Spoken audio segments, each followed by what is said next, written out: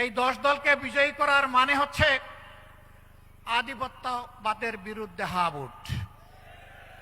এর অর্থ হচ্ছে চাঁদাবাজের বিপক্ষে হা ভোট।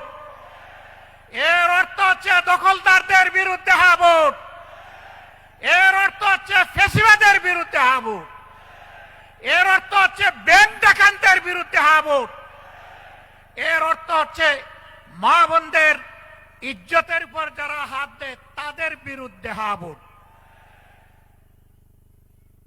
এই সব মিলে একটা হা ভোট হবে। আজকে এখানকার এই আসনের প্রার্থী হিসাবে আমার হাতে পাল্লা তুলে দেওয়া হয়েছে।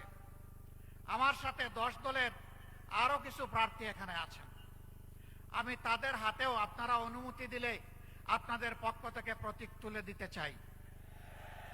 আপনারা খুশি আছেন? নাহিদ ইসলাম প্রথমে আসবে।